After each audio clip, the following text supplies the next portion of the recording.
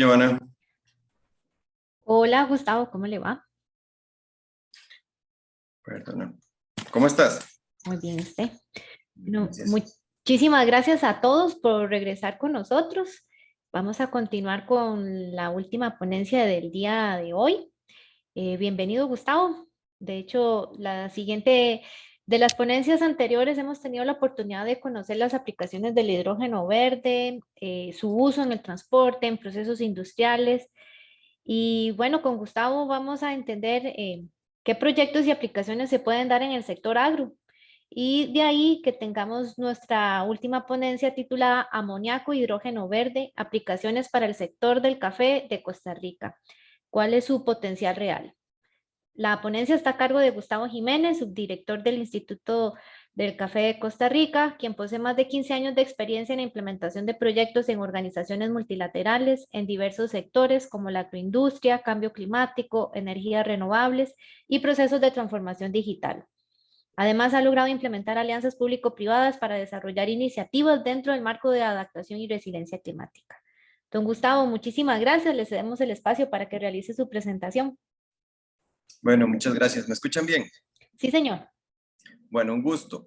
Por parte del instituto y de mi parte, agradecer al Colegio de Químicos, y a Valeria, a Mónica y a los colegas del colegio por habernos invitado. Voy a tratar de compartir, a ver si ustedes me dicen si están viendo la presentación para iniciar. Está iniciando, ya le digo cuando ya se ve perfectamente. Bueno, muchas gracias.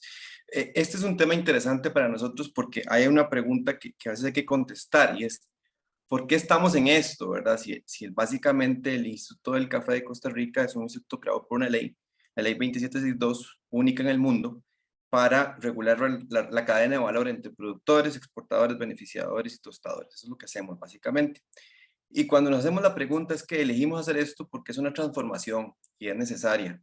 Hoy en la mañana tuvimos una reunión con Silvio y decíamos que si básicamente teníamos que tomar la decisión hoy o entre 10 años, y es mejor empezar hoy que entre 10 años. Y lo hacemos porque no es fácil, pero es necesario. Eh, ¿Qué es lo que estamos viendo? Bueno, la agenda de hoy va a ser bastante sencilla. ¿Cuál es el tamaño de mercado que hay, que vemos, verdad? No solo para hidrógeno, sino para amoníaco. ¿Qué tendencias vemos? ¿Qué actores estamos trabajando? Hemos hablado mucho de que cuando queremos llegar rápido a algún lugar, pues ir solo a veces es mejor, pero cuando queremos llegar más lejos y la tarea es más compleja, hay que ir acompañados. Algunas de las bondades y aplicaciones que vamos a tener o que hay actualmente en el mercado. ¿Qué aplicaciones vemos para el sector café, básicamente en el tema de fertilizantes?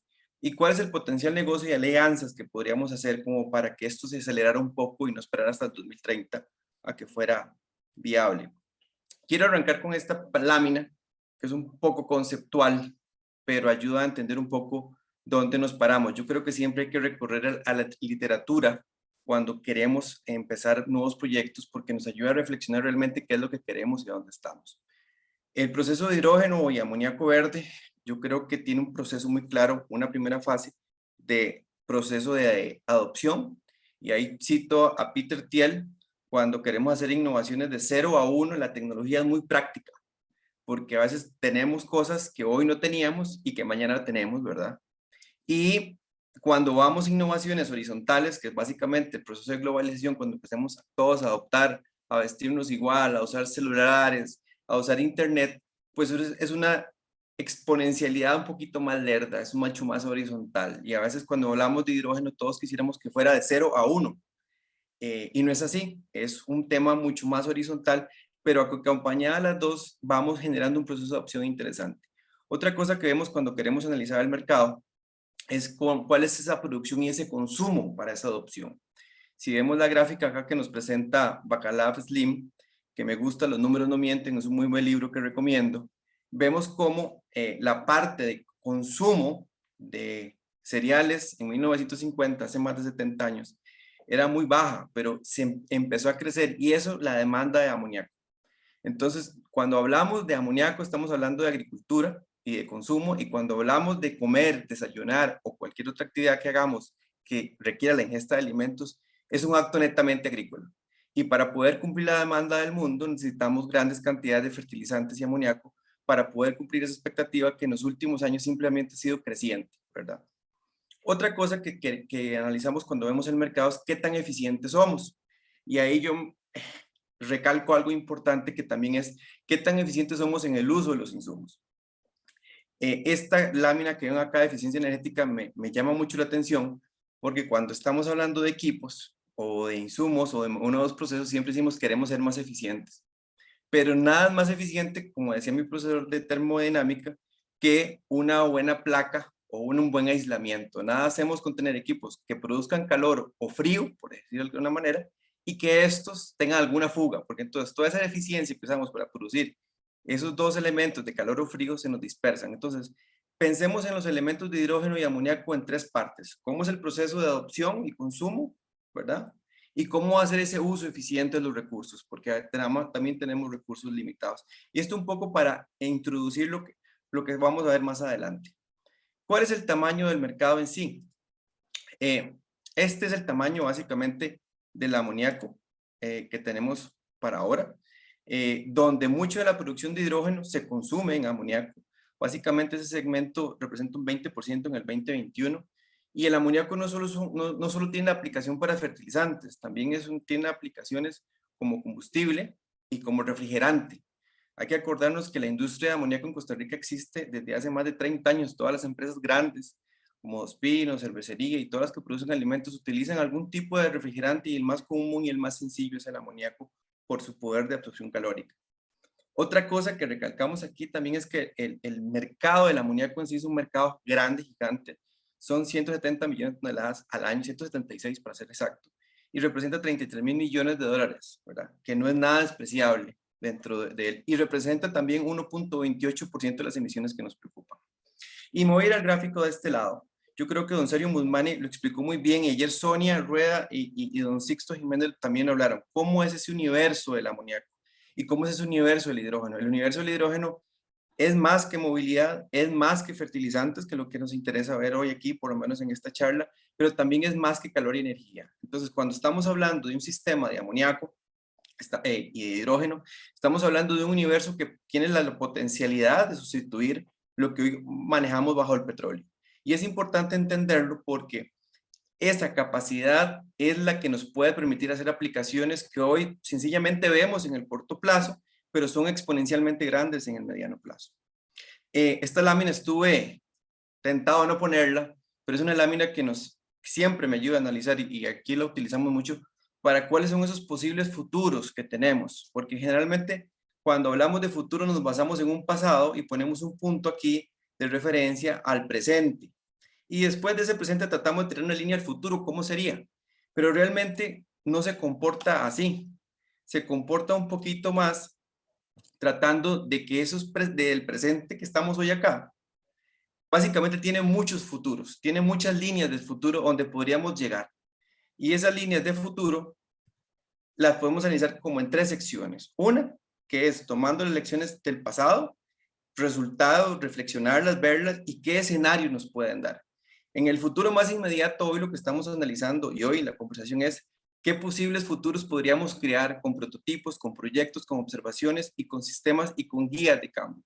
Sabemos que la crisis financiera, la guerra en Ucrania nos ha replanteado las cadenas de abastecimiento, nos ha planteado la forma de cómo queremos suministrar la energía. El cambio climático nos está diciendo hay que hacer un cambio en esta próxima década que es clave y pasa por también cómo consumimos no solo los productos y servicios, sino también nuestros alimentos.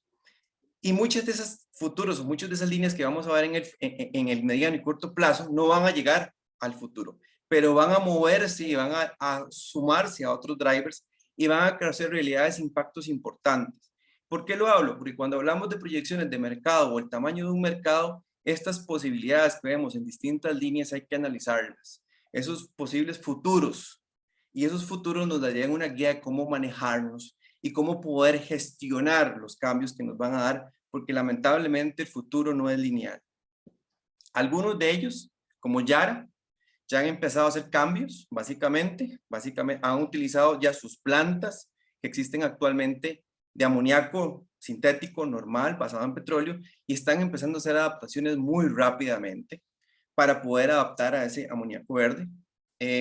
Algunas empresas como Alfa Laval, Vestas, Siemens, ya han publicado reportes donde lo tienen dentro de su parte de plan de negocios. Se estima que entre un 25 y un 50% del consumo de estos amoníacos podría ser utilizado por la industria naval. Y lo recalco porque cuando queremos hablar de descarbonización, todo lo que nosotros utilizamos, ropa, insumos agrícolas, televisores, equipos electrónicos, todos se mueven por transporte marítimo y aéreo. Entonces, si realmente queremos llegar a una descarbonización de la economía, tenemos que descarbonizar estos grandes hitos, y el amoníaco es parte, y el hidrógeno es parte de ese sistema de descarbonización que nos podría plantear soluciones en el mediano y corto plazo. Esto yo creo que lo hemos hablado hasta la saciedad, los dos métodos para producción de amoníaco, y hay expertos como el doctor Guzmán y el doctor Jiménez que estuvieron hablando sobre estos temas.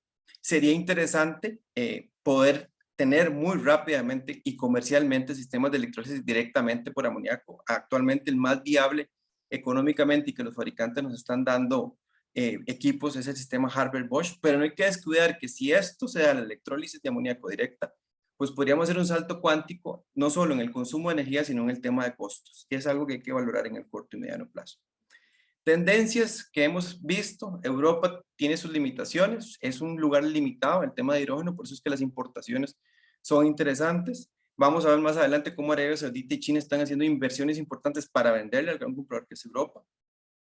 De France, la señora Buffon dice que podría representar entre un 15 y un 10% la demanda energética del 2050, que no es nada despreciable. También ella señala que la demanda de hidrógeno es importante y es casi $1 billón en esa producción.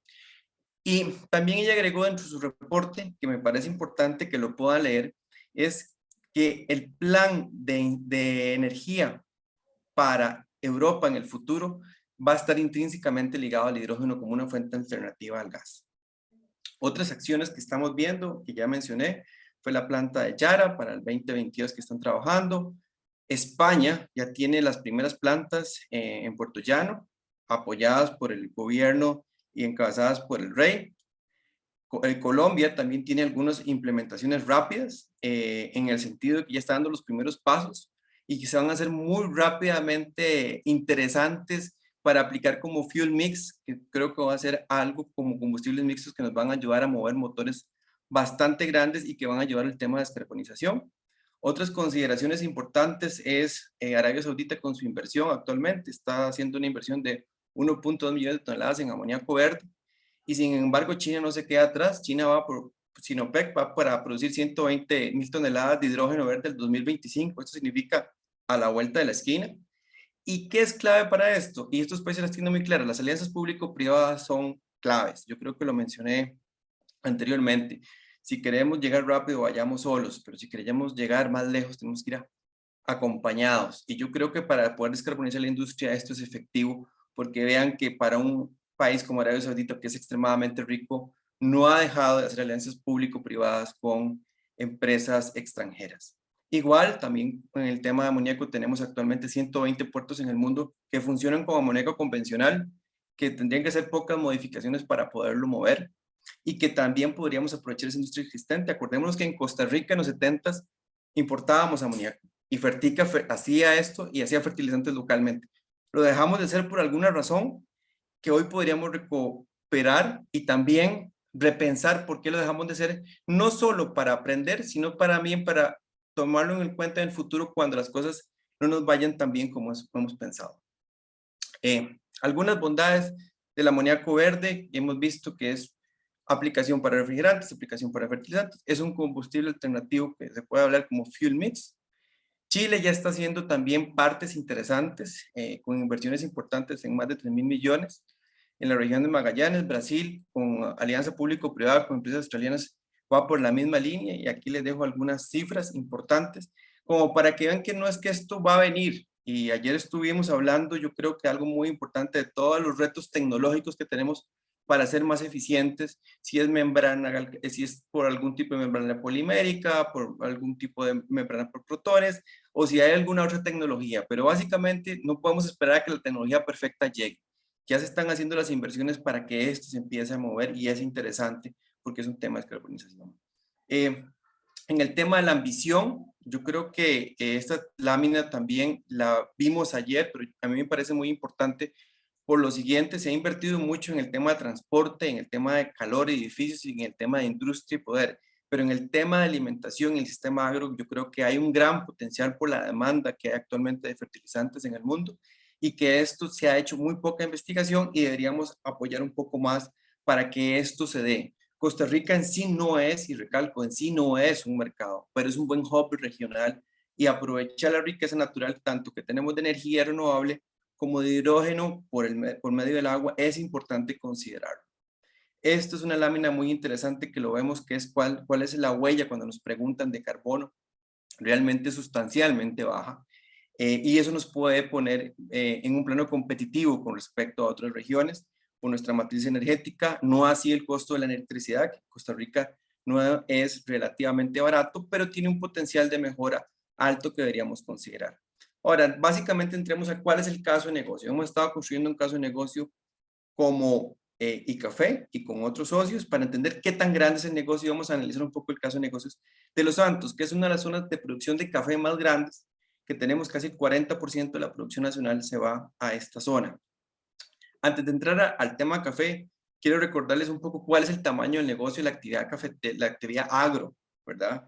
La actividad agro representa el 4.4% del PIB nacional. Sector primario más sector agrícola es el 9.5% del PIB. Recluta a más de 200.000 personas, casi 300.000 personas. 13% son mujeres que están en la actividad, básicamente. El 46% son empleados mayores de 45 años, o sea, tenemos gente con mucha juventud acumulada, como digo yo. Y en exportaciones es una cifra significativa, o sea, el sector agro tiene impacto.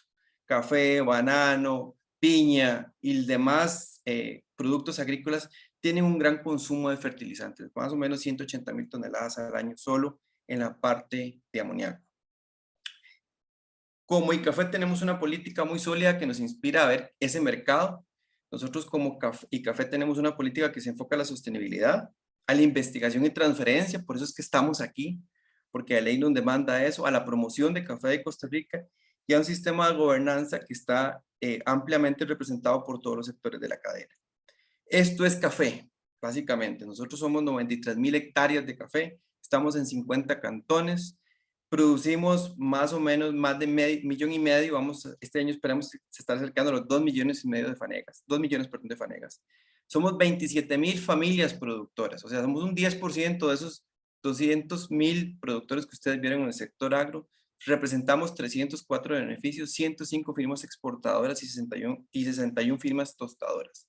Es un negocio más o menos cercano a los 400 millones de dólares, lo que representa café. El café distribuye riqueza y por eso es que estamos aquí. Entre más eficientes nosotros podamos ser en la fase productiva, en la fase agrícola, podemos repartir mayor riqueza. Y ese es el interés básicamente de esto, cómo traer proyectos que puedan repartir mayor riqueza en toda la cadena de valor. Y quiero explicar esto un poquito porque me parece que muy poca gente conoce lo que hace la ley 2762. Nosotros por ley tenemos que garantizarle que por cada dólar exportado, 79% vaya al productor, 16% como máximo a los beneficios, 1.9% a los exportadores y el ICAFE se financia con el 1,5%, ¿verdad? Entonces, cuando nosotros hablamos de ese tipo de proyectos, el impacto en el mercado también lo vemos en el impacto en la cadena de la distribución de la riqueza. Si tenemos procesos mucho más eficientes a la hora de producir café, estamos repartiendo riqueza a quién, a la mata y al productor y a las familias de café. Por eso es el interés también del Instituto del Café de ser facilitador dentro de estos procesos para que los insumos nos sean mucho más accesibles. Y lo comparto porque esta ley es única en el mundo y a veces nos preguntan, ¿y ustedes por qué están interesados en un proyecto como este? Porque entre más eficientes seamos en la cadena de valor y en la cadena de producción, repartimos mayor riqueza al sector. ¿Qué sinergias observamos? Vemos que en los últimos años han habido plantas sin contrato con el ICE. Ya les expliqué un poco más o menos cuánto representamos nosotros del PIB agrícola, que es casi un 8%. Y esto que es muy importante para nosotros, cómo hacer crecer a las familias productoras de café, a los pequeños productores que representan el 85% de esas 27.000 familias que tienen 2 hectáreas, y cómo repartir más riqueza en 50 cantones del país, que son básicamente un 2% de esas 97.000 hectáreas. Esto es básicamente la demanda que ustedes ven, por ejemplo, de café en todas las regiones cafetaleras, pero vamos a enfocar en Los Santos. que son 27.000 hectáreas, básicamente, que tenemos, y esta es la demanda que tenemos de la fórmula que llamamos fórmula completa, nitrógeno, potasio y calcio. Y esta fórmula es la que nos permite generar las dosificaciones o la famosa NPK. ¿Cuánto representa esto en demanda de amoníaco? Básicamente en amoníaco nosotros para la región de Los Santos estaríamos consumiendo 2.4 toneladas de amoníaco o 16 toneladas al día. Y en total para la región cafetalera estamos hablando de 3.912 toneladas de amoníaco si fuéramos a producir directamente amoníaco. Y si necesitábamos hablar de hidrógeno, la demanda actualmente es de unas 685 toneladas año. Eso es básicamente solo para sector café. Entonces, sí es una demanda representativa e importante. Hemos estimado igual que para el resto, extrapolándolo a la industria agrícola, podría ser 10 veces más. Entonces, ya hay un volumen importante.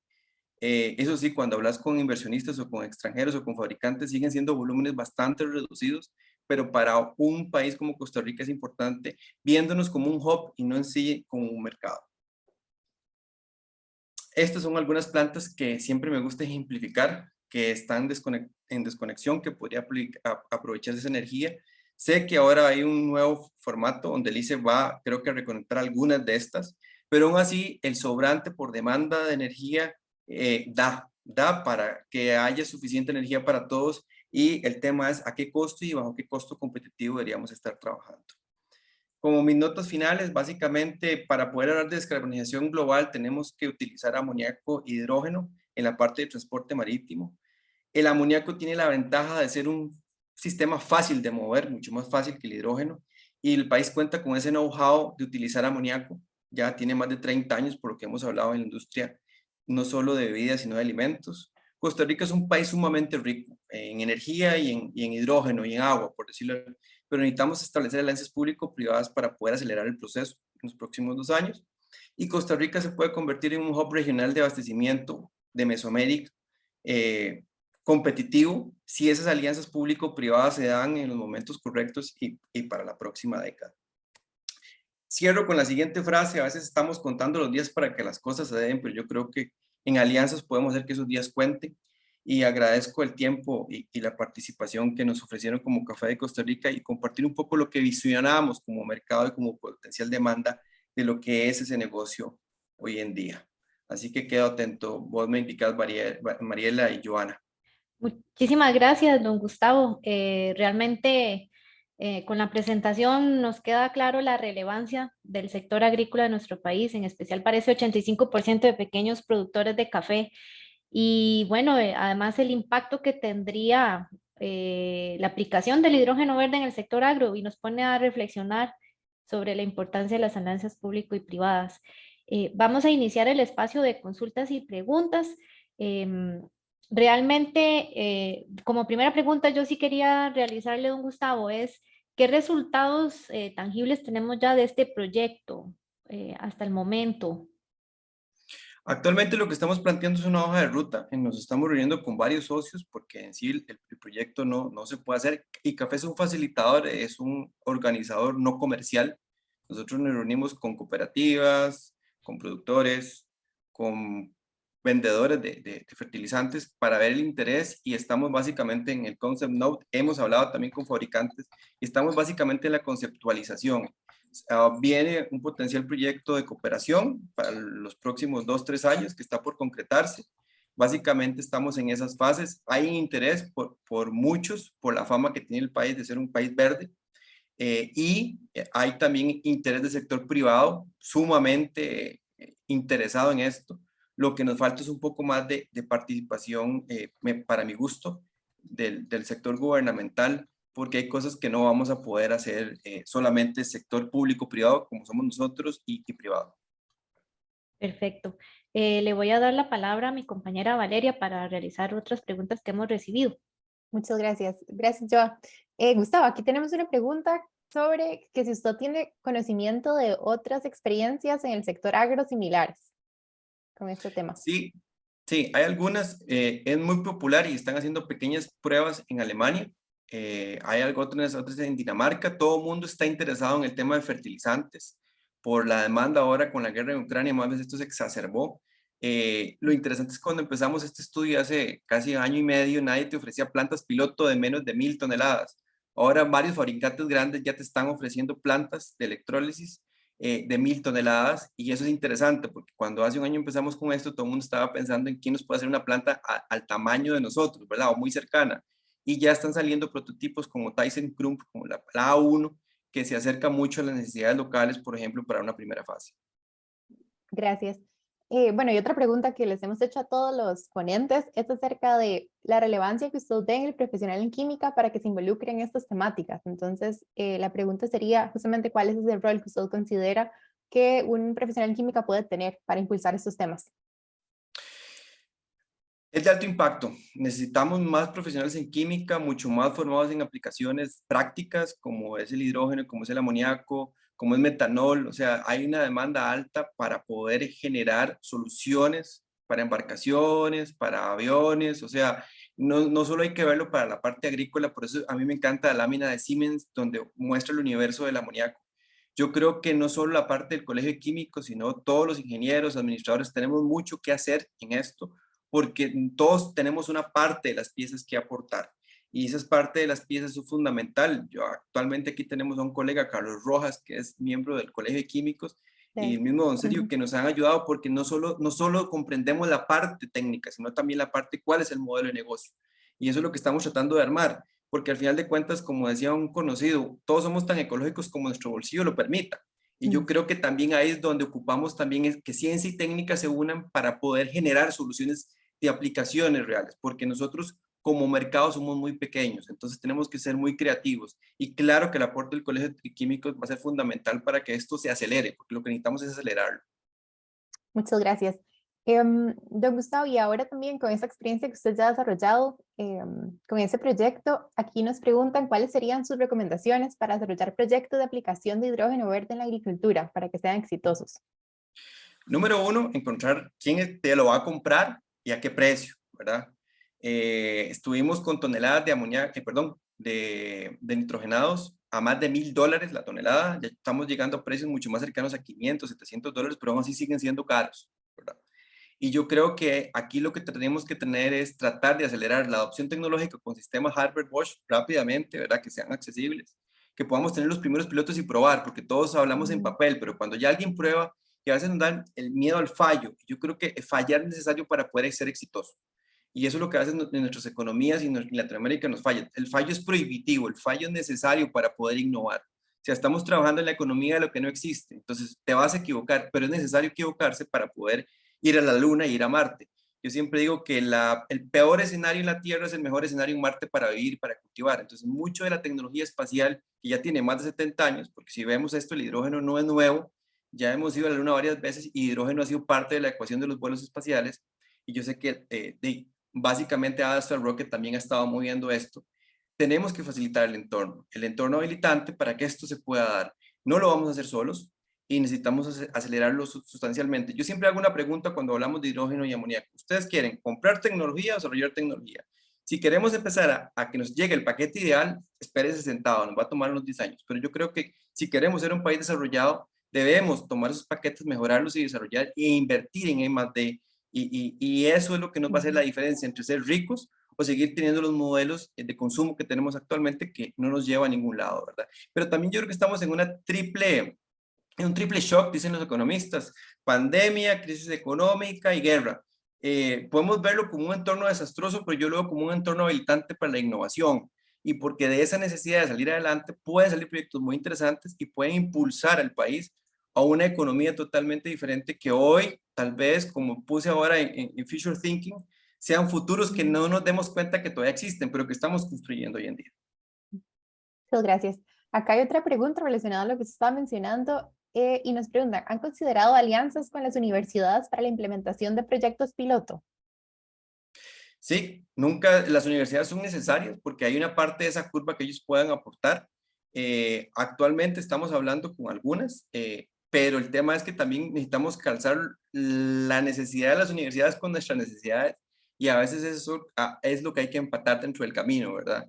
Yo también hago un llamado a todos los que nos estén viendo hoy que sí es necesario homologar cuál es la demanda educativa versus la demanda de mercado. Yo creo que no solo en la industria agrícola, sino también en la industria en general. Necesitamos químicos que sepan de biología, ingenieros que sepan de química y que sepan de filosofía, porque muchas veces esto es ciencia y arte, ¿verdad? Y a veces es arte porque a veces estás moviéndote en universos y en planos que antes no existían o no te discutías o no te Ujú. cuestionabas. Y nos cuesta a veces mucho en las plataformas de innovación quitarnos el miedo a perder. Gracias. Acá tenemos la última pregunta. Nos preguntan, ¿usted nos ha planteado de la posibilidad de que esto permita que las exportaciones agrícolas en Costa Rica, bueno, un momento, porque no entiendo muy bien la redacción. ¿Usted nos ha planteado de la posibilidad que esto permita que las exportaciones agrícolas en Costa Rica es muy importante para el país? ¿Considera usted que se conoce bien a nivel político y de Procomer esta importancia? Yo creo que sí, y Procomer han hecho lo suyo, ya han estado moviendo, al país han llegado inversores interesados en poner plantas de hidrógeno. El tema es el costo y la capacidad de producción y para quién producirlo y cuál es el mercado. Creo que debe haber mucho más apoyo del gobierno central y los ministerios en alinear una hoja de ruta. Básicamente, el sector privado yo creo que está bastante claro de lo que puede y lo que quiere y quién hace qué. ¿Qué hace el sector de movilidad? ¿Qué podría hacer el sector de industria? ¿Qué podría hacer el sector agro? Yo creo que eso, los qué los tenemos muy claros. Pero sí necesitamos un poco más de involucramiento porque hay momentos donde ya el sector privado y público-privado necesitan ese respaldo, ese espaldarazo. Ahora viene la COP26. Yo creo que el tema de Mm. hidrógeno y amoníaco verde debería estar en la agenda país. No la agenda país para la próxima semana, sino los próximos 10 años. Y cuál va a ser la contribución y qué es lo que Costa Rica quiere aportar. Porque es básicamente, estamos hablando de desarrollo y bienestar para las próximas generaciones y yo creo que hidrógeno y amoníaco son un proyecto de triple impacto y triple utilidad para Costa Rica.